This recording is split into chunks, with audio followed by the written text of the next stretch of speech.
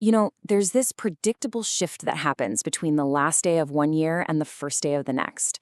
One moment, everything feels a little lighter, a little inflated with possibility. And the next, gravity just sort of reasserts itself. It's a feeling we all recognize, but there's a lot more going on beneath the surface than we tend to notice. In December, money doesn't quite feel real, does it? It feels lighter, more abstract. Spending isn't just a transaction, it's a form of participation in this collective mood. The consequences are a problem for a different version of you, the future you.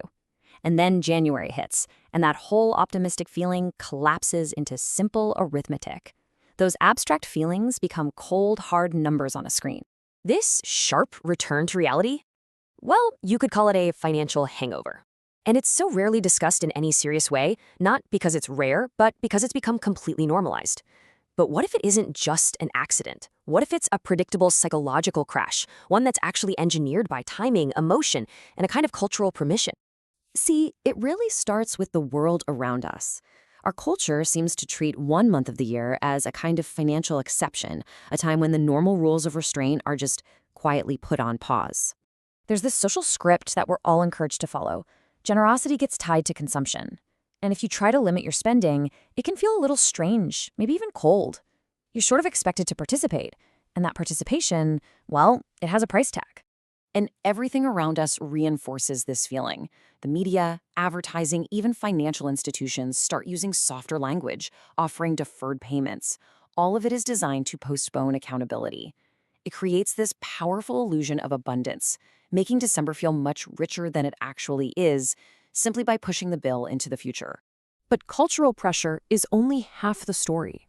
The reason it works so well is because it aligns perfectly with our own internal wiring, with these very human mental shortcuts that we all use to get through the world.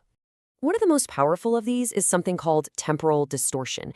It's really just our brain's tendency to see the present as incredibly vivid and real, while the future, January, feels hazy and abstract. That January budget becomes a future problem, and that makes it really easy to discount in the moment. And then you have emotional substitution. In a world where everyone is busy, spending can feel like a very efficient substitute for time or for effort. Buying a gift is just more concrete, it's faster than dedicating pure attention. Money becomes this measurable stand-in for care, and these drivers work together beautifully. You have this fear of social loss, that quiet, private embarrassment of maybe undergiving, and that often outweighs the anxiety of future debt. And then, when you look around and it seems like everyone else is doing the same thing, your own behavior feels safer. It's a really powerful form of collective reinforcement.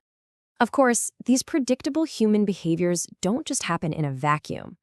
They exist inside financial systems that are perfectly structured to accommodate and, frankly, to benefit from this exact cycle. It all begins with a decision, one that's made in a moment of heightened emotion. With all that cultural pressure and that distorted sense of time, it's a decision that feels right now. Then that emotional decision is immediately separated from its consequence. Credit systems, deferred billing, they are brilliant at this. They lock in the purchase while pushing the actual pain of paying for it into that abstract future we were just talking about. And when the bill finally does arrive, any regret is quickly transformed into a simple routine. The minimum payment turns a large, uncomfortable number into a small, manageable task. It normalizes the debt, making it just another line item in the budget. And this is the final step in the process. That manageable routine, when it's stretched out over months or even years, is exactly where time itself gets converted into profit through interest. That initial emotional decision now has a very long financial tail.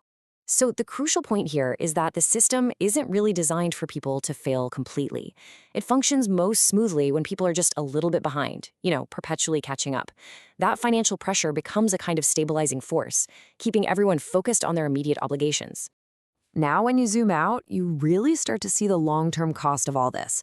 A single financial hangover is manageable, but when it's repeated every single year, it stops being just an event. It starts to become a structural part of your financial life. Over time, this cycle creates a kind of slow erosion as the financial stress just stacks up.